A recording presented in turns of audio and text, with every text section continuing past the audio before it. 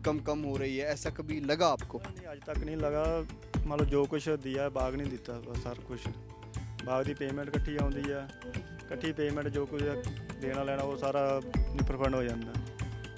3, 2, 1, go. नमस्कार, आप देख रहे हैं एबीसी इंडिया। मैं अमित भोबिया।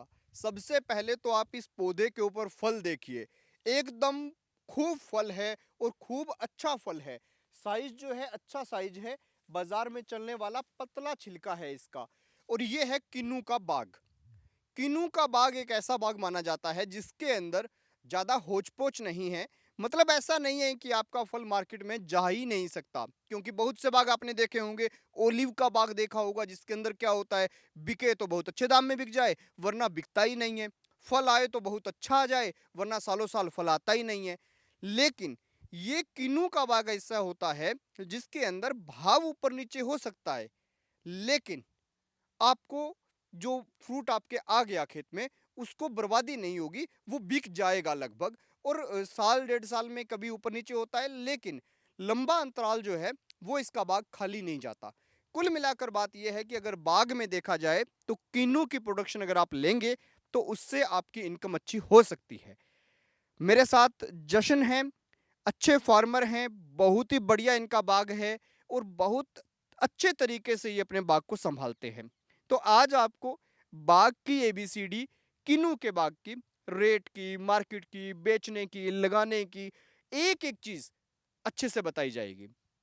तो जशन जी, सबसे पहले तो आपका बहुत स्वागत है। बहुत बहुत धन्यवाद, आप मेरे बाग में आए हो। जशन जी, एक काम करते हैं, अभी जो फल है और अभी जो बाग है, अपन यहीं से चलेंगे कि आगे इसका क्या प्रोसेस होता है। लेकिन उससे पहले थोड़ी सी बाग की हिस्ट्री बता दीजिए कि कैसे लगाया, कितने रुपए का पौधा आता है, वो सब चीज़ें जो है ना, वो सब बातें कर लेते हैं। ये बाग की हिस्ट्री, ਇਹ ਬਹੁਤ ਪਹਿਲਾਂ ਜੋ ਪੁਰਾਣਾ ਬਾਗ ਲੱਗਿਆ ਸੀਗਾ ਉਹ ਤਾਂ ਬੂਟੇ ਬਹੁਤ ਕਮ ਰੇਟ ਸੀਗਾ।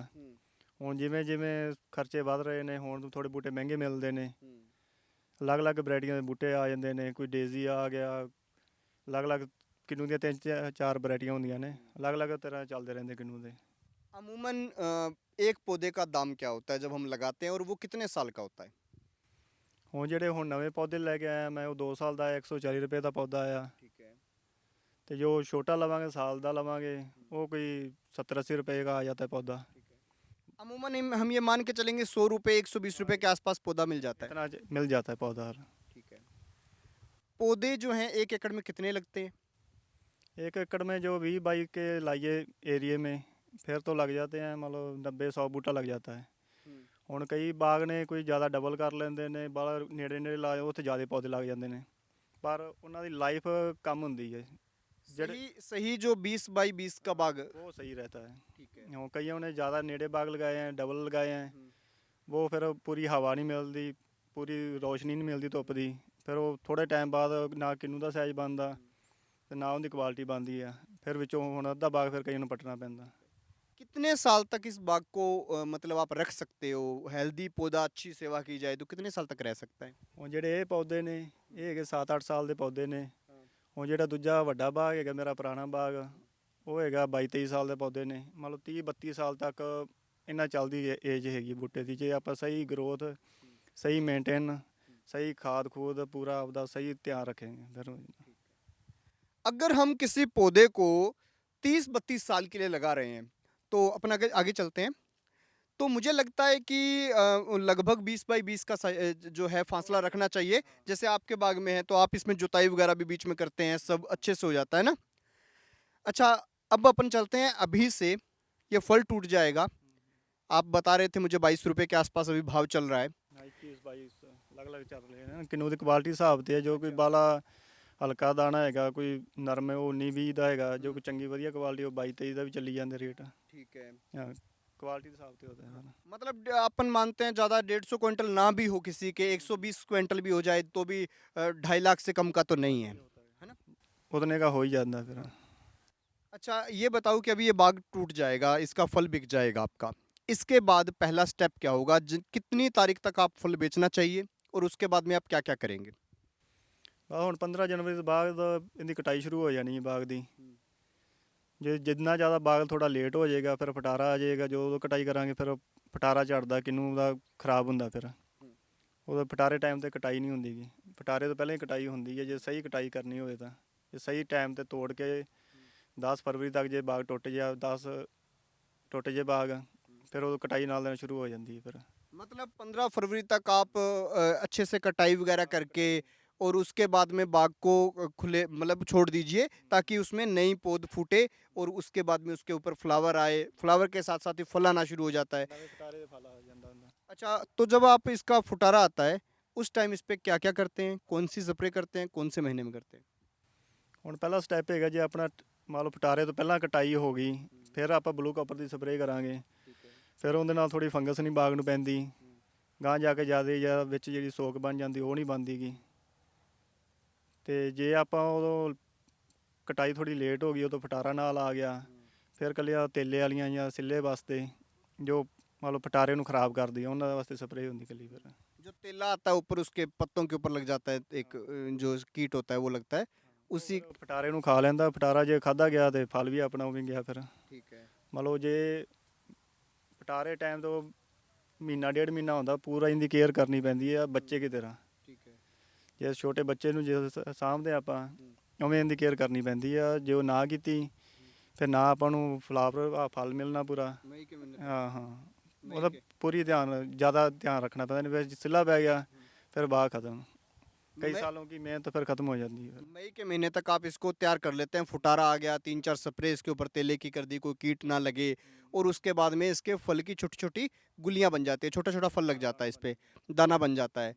जब दाना एक बार बन गया तो उसमें मैंने सुना है कि फ्रूट ड्रॉपिंग बहुत होती है, वो क्या सीन होता है, कितना फ्रूट ड्रॉप हो जाए तो ठीक है, उससे ज़्यादा हो तो क्या करना चाहिए? ਉਹ ਜਿਹੜਾ ਫਲਾਵਰ ਆ ਉਹ ਤਾਂ 90% ਆਉਂਦਾ। ਜੋ ਬੂਟੇ ਦੀ ਆਪਦੀ ਹੈਲਥ ਆ, ਜਿੰਨੀ ਆਪਾਂ ਸਹੀ ਬਾਗ ਜੋ ਟੁੱਟ ਗਿਆ ਖੁਰਾਕ ਪਾਈ ਆ ਉਹਨੂੰ ਸਹੀ ਮੇਨਟੇਨ ਕੀਤਾ, ਫਿਰ ਮੰਨ ਲਓ ਜਿੰਨਾ ਫਲ ਆਇਆ 90 ਤੋਂ ਉਹਨੇ ਅੱਧ ਫਲ ਰੱਖਣਾ। ਜਿਹਨੇ ਨਹੀਂ ਕੋਈ ਖੁਰਾਕ ਖੁਰੂਕ ਪਾਈ ਜਾਂ ਨਹੀਂ ਸੰਭਾਲ ਕੀਤੀ ਉਹਦਾ ਫਿਰ ਫਲ ਕਮ ਰਹਿ ਜਾਂਦਾ, ਬੂਟੇ ਫਿਰ ਜ਼ਿਆਦਾ ਡਿੱਗ ਹੀ ਪੈਂਦਾ, ਡ੍ਰੌਪ ਹੋ ਜਾਂਦਾ। ਫਿਰ खुराक में क्या क्या देना होता है, कौन सी खाद, कौन सा मटेरियल जो आपको लगता है कि ये देना ज़रूरी है किसी पौधे को, और कौन से टाइम पे देना है? ਪਹਿਲਾ ਸਟੈਪ ਹੈ ਵੀ ਜੋ ਆਪਾਂ ਖਾਦ ਡਾਲਣੀ ਹੈ ਬਾਗ ਨੂੰ, ਪਹਿਲਾਂ ਆਪਦੀ ਮਿੱਟੀ ਚੈੱਕ ਕਰਵਾਉਣੀ ਚਾਹੀਦੀ ਆ। ਮਿੱਟੀ ਤੇ ਫਿਰ ਪਤਾ ਲੱਗ ਜਾਂਦਾ ਨਹੀਂ ਬਾਗ ਨੂੰ ਕਿਹੜੀ ਚੀਜ਼ ਦੀ ਜ਼ਿਆਦਾ ਲੋੜ ਆ। ਹੁਣ ਕਈ ਬਾਗਾਂ ਦੇ ਵਿੱਚੋਂ ਨੀਮਾਟੋਡ ਜ਼ਿਆਦਾ ਆ ਜਾਂਦਾ, ਪਰ ਉਹਦੀਆਂ ਅਲੱਗ-ਅਲੱਗ ਖਾਦਾਂ ਪੈ ਜਾਂਦੀਆਂ ਨੇ। ਕੋਈ ਡਾਕਟਰ ਕਈ ਆਉਂਦੇ ਕਈ DAP ਨੂੰ ਰეკਮੈਂਡ ਨਹੀਂ ਕਰਦੇਗੇ ਵੀ 12-32 ਪਾਓ, ਕੋਈ 12-32 ਨੂੰ ਕਰਦਾ, ਅਲੱਗ-ਅਲੱਗ ਹੁੰਦੇ ਨਾ। अच्छा, उधर चलते हैं बड़े बाग की तरफ। अच्छा, एक बात बताओ कि ठीक है, आपने बता दिया कि खाद जो है DAP डालते हो, नॉर्मल क्या डालते हो, कितने गट्टे क्या क्या डालते हो, 1 एकड़ का बता देना। ਇਹ ਮੈਂ ਖੁੱਲ੍ਹਾ ਹੀ ਖਾਦ ਡਾਲਦਾ, ਫਿਰ ਚੰਗੀ ਤਰ੍ਹਾਂ ਬਾਗ ਨੂੰ ਵਾਹ ਕੇ ਮੈਂ ਇਹਦੇ 2 ਗੱਟੇ DAP ਦੇ ਡਾਲਦਾ, 4 ਗੱਟੇ ਸੁਪਰ ਦੇ, ਗੱਟਾ ਪੋਟਾਸ਼ ਦਾ। ਫਿਰ ਉਸ ਤੋਂ ਬਾਅਦ ਵਿੱਚ ਲੋਹਾ ਜਿੰਕ ਸਲਫਰ ਜਿਹੜੇ ਉਹਨੂੰ ਬੂਟੇ ਨੂੰ ਪੀਲਾਪਣ ਨਹੀਂ ਆਉਣ ਦਿੰਦੇ, ਫਿਰ ਉਹ ਡਾਲਣੇ ਹੁੰਦੇ ਇਹਦੇ। अच्छा, आपने मैंने देखा है कि बाग को ना अंदर से भी जोत रखा है बीच बीच में, ये देखो कई जगह से इधर से और सारी जगह से आपने जोत रखा है, तो क्या आप इसमें खाद डालते हो तो बीच में डालते हो या पौधों के नीचे नीचे डालते हो? ਸਾਰੇ ਬਾਣ में डालता हूँ मैं, खुली में। पूरे खुले खेत में डालते हो? ਹੁਣ ਸਟਾਰਟਿੰਗ ਜਦੋਂ ਫਲ ਟੁੱਟ ਗਿਆ ਇਹਨੂੰ ਪੂਰਾ ਡੂੰਘਾ ਵਾਹ ਕੇ ਜੋ ਜਿਹਦਾ ਜਾਲਾ ਜੂਲਾ ਸਾਰਾ ਕੱਟਿਆ ਜਾਊਗਾ ਇਹਦਾ, ਤੇ ਬਾਅਦ ਵਿੱਚ ਜਿਹੜੀ ਖਾਦ ਡਾਲਾਂਗੇ ਆਪਾਂ ਉਹ ਬੂਟੇ ਨੇ ਸਾਰੇ ਇਹਦੇ ਘੇਰੇ ਤੋਂ ਲੈਣੀ ਹੁੰਦੀ ਹੈ ਖਾਦ ਇਹਨੂੰ। ਮੰਨ ਲਓ ਜਿਹੜੇ ਜੜ੍ਹ ਹੈਗੀ, ਜੜ੍ਹ ਨੇ ਤਾਂ ਅਗਲਾ ਬੂਟਾ ਖਿਲਾ ਰਿਹਾ, ਬਾਕੀ ਜਿਹੜੀ ਗਰੋਥ ਕਰਨੀ ਉਹਦੇ ਜਾਲੇ ਨੇ ਕਰਨੀ ਹੈ। ਜਿੰਨਾ ਵਧੀਆ ਜਾਲਾ ਫੈਲੂਗਾ, ਤੰਦਰੁਸਤ ਹੋਊਗਾ, ਉਹਨਾਂ ਬੂਟਾ ਤੰਦਰੁਸਤ ਰਹੇਗਾ, ਉਹਨੀ ਜ਼ਿਆਦਾ ਖੁਰਾਕ ਲਏਗਾ, ज़्यादा किन्नू की क्वालिटी बनेगी तो बूटा लंबे टाइम तक चल जाएगा। जो हिंदी भाषी दर्शक हैं उनको बता दूं कि इनका सिंपल सा कहना है कि जब आप लोग खेत के अंदर जो प्लाऊ करेंगे इसको बीच में से, तो इसका जाला मतलब छोटी छोटी जड़ें जो न्यूट्रिएंट्स लेने के लिए आती हैं वो सब टूट जाएंगे एक बार के लिए। पूरा का पूरा बाग जो है वो गहरी जुताई हो जाएगी, उसके अंदर जो पानी लगेगा उस पानी की नमी जो है वो लंबे टाइम तक रुकेगी, प्लस उसमें जो खाद जाएगी वही जाला दोबारा बनेगा तो वो अपने पौधे को जो है खुराक दे देगा। इनका मानना है कि जो जड़ पौधे की है वो केवल पौधे को रोकने के लिए है और उसके बाद में छोटी जड़ें जो है वो उसको फल देने के लिए है, यही बोल रहे हैं ना? बाकी जो ਜਿਹੜੀ ਖਾਦ ਆਪਾਂ 2 ਵਾਰੀ ਪਾਉਣੀ ਚਾਹੀਦੀ, ਇੱਕ ਸੌਣ ਦੇ ਮਹੀਨੇ 'ਚ अच्छा। ਤੇ ਇੱਕ ਮਤਲਬ ਹੁਣ ਤਾਂ ਪੈ ਗਈ ਅੱਧੀ ਖਾਦ ਇੱਕ ਸਟੈਪ 'ਚ, ਫਿਰ ਅੱਧੀ ਖਾਦ ਅਗਲੇ ਸਟੈਪ 'ਚ। 2 ਵਾਰੀ ਖਾਦ डालने 'ਚ ਬੂਟਾ ਆਪਦਾ ਸਹੀ ਉਹਨਾਂ ਜਾਲੇ 'ਚ ਗਰੋਥ सही करी ਜਾਂਦਾ ਰਹਿੰਦਾ। मतलब सावन के महीने में डाल दी, एक तो बरसात के टाइम में, दूसरी कौन से टाइम में? ਨਹੀਂ ਇੱਕ ਤਾਂ ਅਬ ਡਲ ਜੂਗੀ ਨਾ, अब अच्छा ਇੱਕ ਸਾਵਣ ਮਹੀਨੇ में। अच्छा ਹਾਂ ਬਾਅਦ ਵਿੱਚ ਬੂਟਾ ਆਪਦੀ ਗਰੋਥ ਲਈ ਜਾਏਗਾ, ਖੁਰਾਕ ਲਈ ਜਾਏਗਾ। ਫਿਰ ਆ ਕੇਅਰ ਘੱਟ ਬਣੇਗੀ, ਕਿਨੂੰ ਡ੍ਰੌਪ ਘੱਟ ਹੋਏਗਾ ਤੇ ਕਿਨੂੰ ਦਾ ਸਾਈਜ਼ ਸਹੀ ਬਣ ਜਾਏਗਾ। फ्रूट फ्लाई आती है, पत्ते पीले होने लग जाते हैं, कई जगह आप देखेंगे जैसे पौधा है तो उसके पत्ते जो है मुड़ने लग जाते हैं, ऐसे ऐसे मुड़ जाएंगे पूरे, ठीक है? उन सब चीज़ों का समाधान कैसे करते हो? ਉਹ ਚੀਜ਼ਾਂ ਦਾ ਜ਼ਿਆਦਾ ਤਾਂ ਮਤਲਬ ਸਹੀ ਢੰਗ ਦੇ ਮਤਲਬ ਪੂਰੀ ਡੋਜ਼ ਪਾ ਕੇ ਜੋ ਸਪਰੇਅ ਕਰਾਂਗੇ ਆਪਾਂ ਬਾਗ ਦੇ, ਤੇ ਫਿਰ ਇੱਕ ਤਾਂ ਇਹ ਮੈਨੂੰ ਬਿਮਾਰੀ ਨਾ ਆਊਗੀ। ਹੁਣ ਕਈ ਕਿਸਾਨ ਹੈਗੇ ਨੇ ਮਤਲਬ ਡੋਜ਼ ਘੱਟ ਪਾਉਂਦੇ ਆ, ਪਾਣੀ ਘੱਟ ਪਾਉਂਦੇ ਬਾਗ ਨੂੰ, ਫਿਰ ਉਹਦੇ ਫਿਰ ਪੂਰਾ ਰਿਜ਼ਲਟ ਨਹੀਂ ਬਾਗ ਨੂੰ ਮਿਲਦਾ ਗਾ। ਹੁਣ ਜਿੰਨੀਆਂ ਇੱਕ ਤਾਂ ਇਹਨੂੰ ਤਾਕਤ ਵਾਲੀਆਂ ਜਿੰਨੀਆਂ ਆਪਾਂ ਸਪਰੇਆਂ ਕਰਾਂਗੇ ਇਹਨੂੰ, ਉਹਨਾਂ ਜ਼ਿਆਦਾ ਪੱਤਾ ਖੁੱਲ੍ਹੇਗਾ ਤੇ ਜ਼ਿਆਦਾ ਪੱਤਾ ਲੰਮਾ ਹੋਏਗਾ। ਜਿੰਨਾ ਜ਼ਿਆਦਾ ਪੱਤਾ ਲੰਮਾ ਹੋਊਗਾ ਉਹਨਾਂ ਦੀ ਸਹੀ हेल्दी रहूगा पौधा। अच्छा एक बात बताओ, जैसे मैंने आपके यहाँ देखा ड्रिप का कोई सिस्टम नहीं है, ज़्यादातर डॉक्टर्स जो हैं या हॉर्टिकल्चर के जो लोग हैं वो ये सजेस्ट करते हैं कि आप ना इसमें पूरे में नीचे नीचे ड्रिप लगाओ। ड्रिप क्यों नहीं लगाई? अगर नहीं लगाई तो उसका फ़ायदा क्या है? अभी क्यों नहीं लगाई? क्योंकि आपने तो ड्रिप तो शायद आपके पास रही होगी, जब छोटा था बाग तब तो ड्रिप लगाई होगी। अगर नहीं भी लगाई तो उसका रीज़न क्या है? ਨਹੀਂ ਡ੍ਰਿਪ ਤਾਂ ਬੂਟੇ ਦੇ ਚੱਲਦੀ ਆ ਵੱਧ ਤੋਂ ਵੱਧ ਅਖੀਰ ਤੱਕ 10 ਸਾਲ ਤੱਕ ਬੂਟੇ 'ਚ ਚੱਲਦੀ ਡ੍ਰਿਪ। ठीक है। ਫਿਰ ਬੂਟਾ ਅਕਸਰ ਉਹਨੇ ਆਪਦਾ ਤਣਾ ਵੀ ਲੈਣਾ ਹੈਗਾ, ਪੂਰਾ ਉਹਦਾ ਘੇਰਾ ਹੀ ਬਣ ਜਾਣਾ। ਇੱਕ ਬੂਟੇ ਨੂੰ ਜਦੋਂ ਬੂਟਾ 10 ਸਾਲ ਤੋਂ ਉੱਪਰ ਹੋ ਗਿਆ, 8 ਜਾਂ 10 ਸਾਲ ਤੋਂ ਬਾਅਦ ਬੂਟੇ ਦੇ ਘੇਰੇ ਤੇ ਪੂਰੀ ਮਿੱਟੀ ਲਾ ਕੇ, ਇੱਕ ਜੋ ਮੀਂਹ ਝੱਖੜ ਝੁੱਖੜ ਆਉਂਦੇ, ਇੱਕ ਤਾਂ ਬੂਟਾ ਡਿੱਗਦਾ ਨਹੀਂ ਗਾ, ਬੂਟਾ ਸਹੀ ਖੜਾ ਰਹਿੰਦਾ। ਇੱਕ ਬੂਟੇ ਦੀ ਥੋੜ੍ਹੀ ਲਾਈਫ ਬਣੀ ਰਹਿੰਦੀ ਹੈ, ਪਾਣੀ ਨਹੀਂ ਨਾਲ ਲੱਗਦਾ ਗਾ। ਜਿੰਨਾ ਬੂਟੇ ਨਾਲ ਜ਼ਿਆਦਾ ਪਾਣੀ ਲੱਗੂਗਾ ਉਨੀ ਜ਼ਿਆਦਾ ਥੱਲੇ ਹਰੇਵਾਈ ਬਣੇਗੀ ਬੂਟੇ ਦੀ, ਜ਼ਿਆਦਾ ਫੰਗਸ ਬਣੇਗੀ ਤੇ ਲਾਈਫ ਘਟੇਗੀ ਬੂਟੇ ਦੀ। मतलब आप कह रहे हो कि जिसके पास पानी की कमी है वही बंदे ड्रिप लगाए, बाकी लोग ड्रिप ना लगाए। जब पानी वाधू ਉਹਨੂੰ ਡ੍ਰਿਪ ਦੀ ਨਹੀਂ ਲੋੜ ਪੈਂਦੀ। इसके अलावा इस बाग के अंदर आपको और क्या मेहनत करनी पड़ती है? ऐसी कौन सी चीज़ें हैं जो आप अपने हमारे दर्शकों को बताएंगे कि भाई किसी ने ये लगाना है तो क्या क्या करना चाहिए? जिस हिसाब से आपने खाद पानी बताया, मेरे को लगता है 50-60 हज़ार रुपये खर्चा मैक्सिमम आता होगा खाद पानी का, इससे फालतू नहीं आता होगा। ਬਾਕੀ ਜਿਹੜਾ ਜੋ ਬਾਗ ਹੈ ਨਾ, ਉਹ ਜੇ ਪਾਣੀ ਜ਼ਿਆਦਾ ਉੱਪਰ ਨੇ ਕਈ ਜ਼ਮੀਨਾਂ ਦੇ, ਉਹ ਫਿਰ ਬੂਟਾ ਲੰਮਾ ਟਾਈਮ ਨਹੀਂ ਚੱਲਦਾ ਹੈਗਾ। ਹੁਣ ਸਾਡੇ ਪਾਣੀ ਇੱਥੇ ਹੈਗੇ 15-16 ਫੁੱਟ 'ਤੇ ਆ ਥੱਲੇ, ਅਤੇ ਤਾਂ ਹੀ ਫਿਰ ਬੂਟੇ ਲੰਮੇ ਟਾਈਮ ਚੱਲੀ ਜਾਂਦੇ ਨੇ। ਹੁਣ ਜੇ ਬੂਟੇ ਪਾਣੀ ਹੋਏ ਨੀਚੇ ਦਾ 6-7-8 ਫੁੱਟ 'ਤੇ, ਉਹਨੂੰ ਫਿਰ ਬਾਗ ਲਾਉਣ ਦਾ ਕੋਈ ਫਾਇਦਾ ਨਹੀਂ ਗਾ। और जिनके ज़्यादा गहरे पानी है 100-100 फीट पे उनके ਹੁਣ ਕਿਤੋਂ ਚੱਲ ਜਾਂਦੇ ਆ ਬਾਗ, ਉਹ ਫਿਰ ਉਹ ਕਈ ਡ੍ਰਿਪ ਲਾ ਲੈਂਦੇ ਨੇ। ਡ੍ਰਿਪ ਫਿਰ ਜ਼ਿਆਦਾ ਲੰਮਾ ਟਾਈਮ ਨਹੀਂ ਚੱਲਦੀ, ਕਿਉਂਕਿ ਡ੍ਰਿਪ ਦਾ ਨਾ ਇਹ ਸਿਸਟਮ ਹੈ। आपका मानना है कि जैसे किसी आदमी को हट्टा कट्टा करना है, खुली खुराक दो, खुला पानी, वैसा ही इसको भी खुला ही चाहिए सब कुछ। ਹੁਣ ਜਿਹੜਾ ਮੈਂ ਪਾਣੀ ਲਗਾਉਣਾ ਹੈ ਪੂਰੇ ਡੂੰਘੇ ਹਾਲ ਮਾਰ ਕੇ, ਕਦੀ ਸੁਹਾਗਾ ਨਹੀਂ ਮਾਰਿਆ, ਖੁੱਲਾ ਪਾਣੀ ਭਰ ਦੇਣਾ। ਹੁਣ ਜਦੋਂ ਗਾਂ ਜ਼ਿਆਦਾ ਗਰਮੀ ਆ ਜਾਂਦੀ ਆ, ਫਿਰ ਬੂਟਾ ਮੰਨ ਲਓ ਸੁੱਕਦਾ ਨਹੀਂ ਗਾ, ਬੂਟਾ ਮੁਰਝਾਉਂਦਾ ਨਹੀਂ ਗਾ। ਕਈ ਬੂਟੇ ਮੁਰਝਾ ਜਾਂਦੇ ਆ, ਔੜ ਲੱਗ ਜਾਂਦੀ ਹੈ ਬਾਗ ਨੂੰ, ਕਈ ਪਾਣੀ ਨਹੀਂ ਕਈ ਟਾਈਮ 'ਤੇ ਹੁੰਦਾ, ਫਿਰ ਉਹ ਦਿੱਕਤ ਨਹੀਂ ਆਉਂਦੀ ਬੂਟੇ ਨੂੰ, ਬੂਟਾ ਹੈਲਦੀ ਰਹੂਗਾ ਅਖੀਰ ਤੱਕ।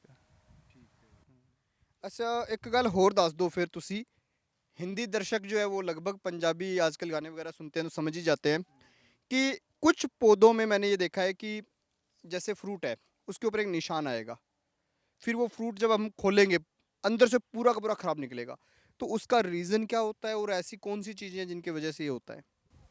ਉਹ ਵਾਈਟ ਫਲਾਈ ਹੁੰਦੀ ਆ, ਉਹ ਕਈ ਵਾਰੀ ਜ਼ਿਆਦਾ ਹੋ ਜਾਂਦੀ ਬਾਗ 'ਚ। ਜੇ ਆਪਾਂ ਸਹੀ ਉਹਨੂੰ ਜਾਂ ਨਿੰਮ ਆਇਲ ਦੀ ਸਪਰੇਅ ਕਰਾਂਗੇ ਬਾਗ ਨੂੰ, ਬਾਗ ਥੋੜ੍ਹਾ ਕੌੜਾ ਰਹੂਗਾ ਆਪਣਾ, ਕਿੰਨੂੰ ਕੌੜਾ ਰਹੇਗਾ, ਫਿਰ ਉਹ ਵਾਈਟ ਫਲਾਈ ਉਹ ਅਟੈਕ ਨਹੀਂ ਕਰਦੀ। ਫਿਰ ਹਾਂ ਜ਼ਿਆਦਾ ਜਦੋਂ ਫਲਾਈ ਦਾ ਅਟੈਕ ਉਹ ਨਿੰਮ ਆਇਲ ਦੀ ਸਪਰੇਅ ਕਰਦੇ ਬਾਗ 'ਤੇ, ਪੱਤਾ ਵੀ ਕੌੜਾ ਰਹੇਗਾ ਅਤੇ ਬਾਗ ਦੇ ਛਿੱਲ ਵੀ ਕੌੜੀ ਰਹੇਗੀ ਜ਼ਿਆਦਾ। ਫਿਰ मतलब नीम ऑयल जो है उसकी स्प्रे आप कर सकते हैं। अच्छा आपने ये बाग लगाया, सारी बातें चलो हो गई, व्यापारी आपके पास खुद ही आते हैं? हाँ व्यापारी खुद ही आते हैं, पर व्यापारी आदि मर्जी से बाग लेते हैं। मर्जी कैसी? वो 22 रुपए लगा रहे हैं, आप 30 मांग रहे हो, ये वाली मर्जी या कोई और चक्कर है? ਮਰਜ਼ੀ ਜਿਹੜੇ ਜ਼ਿਆਦਾ ਠੇਕੇਦਾਰ ਆ ਉਹਨਾਂ ਨੇ ਮੰਨ ਲਓ ਇਕੱਠੇ ਹੋਏ ਹੁੰਦੇ ਨਾ, ਮੰਨ ਲਓ ਜ਼ਿਮੀਂਦਾਰ ਤਾਂ ਨਹੀਂ ਇਕੱਠਾ ਹੁੰਦਾ ਗਾ। ਹੁਣ ਮੰਨ ਲਓ ਜ਼ਿਮੀਂਦਾਰ ਹੈਗਾ ਵੀ ਸਾਰੇ ਪਿੰਡ ਦਾ ਏਕਾ ਹੋ ਜੇ ਵੀ ਆਪਾਂ ਮੰਨ ਲਓ ਸਾਰੇ ਪਿੰਡ 'ਚ 25 ਰੁਪਏ ਤੋਂ ਘੱਟ ਬਾਗ ਨਹੀਂ ਤੇ ਠੇਕੇਦਾਰ ਨੂੰ ਦੇਣਾ, ਤੇ ਸਾਰਿਆਂ ਦੇ ਉਸੇ ਰੇਟ ਵਿਕੇ। ਹੁਣ ਕਿਸੇ ਨੇ ਮੰਨ ਲਓ ਕਿ 22 ਵੇਚ ਗਿਆ, ਕੋਈ ਜੋ ਜ਼ਿਆਦਾ ਕਾਹਲਾ ਹੋਇਆ ਉਹਨੇ ਕੋਈ 19 ਵੇਚਤਾ, 18 ਵੇਚਤਾ, ਉਹ ਕਰਕੇ ਥੋੜਾ ਰੇਟ ਵੀ ਖਰਾਬ ਹੋ ਜਾਂਦਾ। ਫਿਰ ਠੇਕੇਦਾਰ ਕਹਿੰਦਾ ਮੈਂ ਤਾਂ 18 ਲਿਆ ਤੇ ਫਿਰ ਤੇਰਾ 22 23 ਕਾਹ ਤੋਂ ਲਾਵਾਂ। ਫਿਰ किसान इकट्ठे क्यों नहीं होते? ਕਿਸਾਨ ਅਲੱਗ-ਅਲੱਗ ਰੀਜਨ, ਕਈ ਕਈ ਹੁਣ ਮੰਨ ਲਓ ਜਦੋਂ ਕੋਈ ਜ਼ਰੂਰਤ ਹੁੰਦੀ, ਕਈ ਪੈਸੇ ਪੂਸਿਆਂ ਦੀ, ਜਾਂ ਕੋਈ ਜ਼ਿਆਦਾ ਹੁੰਦੇ ਵੀ ਮੈਂ ਤਾਂ ਟਾਈਮ ਨਾਲ ਬਾਗ ਤੜਾ ਕੇ ਸਭ ਤੋਂ ਪਹਿਲਾਂ ਵਿਹਲਾ ਹੋਵਾਂ ਮੈਂ, ਉਹ ਤਾਂ ਨਹੀਂ, ਫਿਰ ਅਗਲਾ ਫਿਰ ਸਸਤਾ ਬਾਗ ਤੜਾ ਦਿੰਦਾ। ਜਿਹੜੀ ਚੰਗੀ ਕੁਆਲਿਟੀ ਵਾਲਾ ਬਾਗ ਹੈਗਾ ਉਹਦੀ ਫਿਰ ਮਾਰਕੀਟ ਖਰਾਬ ਹੋ ਜਾਂਦੀ। ਫਿਰ ਕਈਆਂ ਦੇ ਬਾਗ ਥੋੜ੍ਹੇ ਹਲਕੇ ਹੁੰਦੇ ਨੇ, ਉਹ ਕਈ ਵਾਰ ਤਾਂ ਤੜਾ ਦਿੰਦੇ ਨੇ। अच्छा एक बात बताओ, जैसे 22 रुपए बिक गया, 2-2.5 लाख रुपए बन गए, और उसके बाद में अगर हम देखें तो लगभग 50,000 खर्चा आ गया, फिर भी 2-2.25 लाख रुपए तो बच ही जाते हैं बाग में। कभी आपको ऐसा लगा कि भाई मैंने बाग लगा के अपनी ज़मीन को होल्ड करके छोड़ दिया, इनकम कम हो रही है, ऐसा कभी लगा आपको? ਨਹੀਂ ਅੱਜ ਤੱਕ ਨਹੀਂ ਲਗਾ। ਮੰਨ ਲਓ ਜੋ ਕੁਛ ਦਿਆ ਬਾਗ ਨਹੀਂ ਦਿੱਤਾ, ਬਸ ਸਾਰਾ ਕੁਛ ਬਾਗ ਦੀ ਪੇਮੈਂਟ ਇਕੱਠੀ ਆਉਂਦੀ ਆ, ਇਕੱਠੀ ਪੇਮੈਂਟ ਜੋ ਕੁਝ ਦੇਣਾ ਲੈਣਾ ਉਹ ਸਾਰਾ ਨਿਪਰ ਫੰਡ ਹੋ ਜਾਂਦਾ। ਮੰਨ ਲਓ ਇਕੱਠੇ ਪੈਸੇ ਆਏ, ਇਕੱਠੇ ਪੈਸੇ ਇੱਕ ਥਾਂ ਤੇ ਇਨਵੈਸਟ ਹੋ ਜਾਂਦੇ, ਵੀ ਜੋ ਕਿਤੇ ਮਰਜ਼ੀ ਕਰ ਲੈ ਇਨਵੈਸਟ। खूब खूब पैसा बनता बाग से। हाँ पैसा इकट्ठा आता है। हाँ एक थोड़ा ਬੋਰ ਮੰਡੀ ਦਾ ਥੋੜਾ ਨੁਕਸਾਨ ਜ਼ਿਆਦਾ ਹੋਈ ਜਾਂਦਾ। ਉੱਥੇ ਮੰਨ ਲਓ ਜ਼ਿਮੀਂਦਾਰ ਆਪ ਲੈ ਆਉਂਦੇ ਕਿੰਨੂੰ, ਉਹ ਠੇਕੇਦਾਰ ਨੂੰ ਉੱਥੋਂ ਸਸਤੇ ਭਾਅ ਦਾ ਮਿਲ ਗਿਆ, ਉਹ ਫਿਰ ਥੋੜਾ ਬਾਗ ਵੱਲ ਕੰਮ ਆਉਂਦੇ ਨੇ। ਉਹ ਤਾਂ ਹੀ ਪਿਛਲੇ ਸਾਲ ਬੋਰ ਮੰਡੀ ਕਰਕੇ ਕਿੰਨੂ ਦੀ ਬਹੁਤ ਬੇਕਦਰੀ ਜ਼ਿਆਦੀ ਹੋਈ ਆ। ਤੁਸੀਂ ਵੇਖਿਆ ਹੋਣਾ ਉੱਥੇ ਕਈਆਂ ਨੇ ਟਰਾਲੀਆਂ ਦੇ ਟਰਾਲੀਆਂ ਕਿੰਨੂ ਸੜਕਾਂ ਦੇ ਰੋਲਿਆ ਆਪਦਾ। तो गुन्नो रोड पे मैंने देखा ट्रॉलियाँ पड़ी थी किन्नू की ऐसे डाली हुई। ਹਾਂ ਉਹ ਜ਼ਿਆਦਾ ਬੋਰ ਮੰਡੀ ਕਰਕੇ ਹੋਇਆ ਨਾ। ਫਿਰ ਉਹਨਾਂ ਜੋ ਠੇਕੇਦਾਰ ਨੂੰ ਸਿੱਧਾ ਮਾਲ ਮਿਲ ਜਾਂਦਾ ਉੱਥੋਂ, ਟੁੱਟਿਆ ਤਟਾਇਆ ਸਾਰਾ ਪੈਕਿੰਗ ਪੂਕਿੰਗ ਕੀਤਾ, ਫਿਰ ਉਹ ਜ਼ਿਮੀਂਦਾਰ ਕੋਲੇ ਕੰਮ ਆਉਂਦੇ ਨੇ। ਫਿਰ ਜੋ ਮੰਡੀ ਨਾ ਹੋਵੇ ਤੇ ਫਿਰ ਉਹ ਜ਼ਿਮੀਂਦਾਰ ਕੋਲ ਆ ਕੇ ਮਾਲ ਖਰੀਦਣ, ਨਾਲੇ ਸਾਰੇ ਰੇਟ ਜ਼ਿਮੀਂਦਾਰ ਦਾ ਮਾਲ ਪੂਰਾ ਸਹੀ ਰੇਟ ਤੇ ਵਿਕ ਜਾਏ। ये जो बात कह रहे हैं अगर हम कानूनी भाषा में समझें तो इनका कहने का मतलब है कि मंडी में जब किन्नू जाता है तो वहाँ से व्यापारी डायरेक्ट उठा लेता है, तो वहाँ पे व्यापारी करते हैं अपनी गुंडागर्दी। अगर मंडी में माल जाए ही ना तो फार्म गेट पे आना पड़ेगा, फार्म गेट पे आना पड़ेगा व्यापारी को, और व्यापारी जब यहाँ से लेके जाएगा तब भाव इनके होंगे और इनको अच्छा रेट मिलेगा। लेकिन जो बिल आए थे एग्रीकल्चर को लेके, उनके अंदर एक बिल था, एक ऐसा क्लोज था जिसके अंदर ये था कि हम एपीएमसी भी रखें, बट उसके साथ साथ फार्म गेट से भी कोई भी व्यापारी जो है वो खरीद सके। लेकिन उस वक्त किसानों ने इस बात को समझा नहीं, कुछ किसान इस बात को समझते हैं। खैर वो बिल तो रद्द हो गए, लेकिन अब इनकी इतनी सी इच्छा है कि व्यापारी यहाँ पे खुद आए और खुद यहाँ पे रेट लगा के लेके जाए। बाकी ये अपने इस सिस्टम से पूरा खुश हैं, और इसीलिए मैं कहता हूँ कि बाग लगाएं। तो किन्नू का बाग एक ऐसा है क्योंकि लगभग हरियाणा, पंजाब, राजस्थान के काफ़ी बड़े एरिया में किन्नू होता है, तो इससे ये है कि किन्नू के बाग में ज़्यादातर फार्मर्स ये नहीं दिखाते कि हमें घाटा लगा है। हाँ ये हो सकता है कि पहले साल 1.25 लाख का हो गया, दूसरे साल लाख का हो गया, मतलब पेमेंट ऊपर नीचे हो सकती है, लेकिन घाटा नहीं लगता, क्योंकि 50-60 हज़ार रुपये इसका खर्चा आना है। 60 रुपये कटिंग का पर पौधे का खर्चा होता है, 6,000 वो हो गए, और लगभग 50-1,000 रुपये की जो है खाद पानी डल जाता है, बहुत अच्छी डालें तब। बहुत से फार्मर तो 50-60 हज़ार के पर एकड़ में डालते भी नहीं है। पौधा जो है वो 100 रुपये का, 120 रुपये का है, वो एक टाइम इन्वेस्टमेंट है। खुला पानी अगर है तो कोई ड्रिप वगैरह मत लगाओ, खुला लगाओ। अगर पानी कम है तो आप 15-16 हज़ार रुपये पर एकड़ का ड्रिप का खर्चा मान सकते हो। पहले 4 साल में फल आ जाएगा, लेकिन वो फल इतना सा होगा कि खुद बाग अपना खर्चा निकालता रहे, और 6 से 7वें साल जो फल आएगा वो आपको बम्पर इनकम देगा। ਜਿਹੜਾ ਡ੍ਰਿਪ ਦਾ ਸਿਸਟਮ ਉਹ ਘੱਟੋ ਘੱਟ ਜੇ 20 ਜਾਂ 25 ਕਿੱਲੇ ਬਾਗ ਹੈਗਾ ਫਿਰ ਉਹਦੇ ਵਾਸਤੇ ਸਹੀ ਰਹਿ ਜਾਂਦਾ। ਇੱਕ ਤਾਂ ਮੰਨ ਲਓ ਕਿੱਲਾ ਪੈਲੀ ਆਪਣੀ ਗਈ, ਡ੍ਰਿਪ ਲਗਾਵਾਂਗੇ, ਫਿਰ ਪਾਈਪਲਾਈਨ ਮੰਨ ਲਓ ਇਹ ਜਿਹੜੀ ਡ੍ਰਿਪ ਵਾਲਾ ਜ਼ਿਆਦਾ ਲੌਂਗ ਟਾਈਮ ਨਹੀਂ ਚੱਲਦਾ ਨਾ। ਜੇ ਬੂਟੇ ਦੀ ਉਮਰ ਜੇ 25 ਜਾਂ 30 ਸਾਲ ਦੀ ਹੈਗੀ ਉਹਨਾਂ ਚਿਰ ਨਹੀਂ ਡ੍ਰਿਪ ਚੱਲਦਾ। तो खुला लगाओ या नालियाँ बना लो, उनमें लगा लो ना। खैर दोस्तों, मुझे लगता है कि आपको हमने जो बाग की इन्फॉर्मेशन दी उससे आपका काफ़ी बेनिफिट होगा, और आपको सिंपल सा ये है कि फार्म कहीं कुछ भी लगाओ तो आपको खुद फार्म विजिट करना चाहिए। लेकिन हमने आपको बेसिकली ये ज़रूर बता दिया कि किन्नू का बाग लगाने में आपको फ़ायदा है। खैर दोस्तों, ये वीडियो कैसी लगी कमेंट सेक्शन में ज़रूर बताएं और देखते रहिए ABC इंडिया।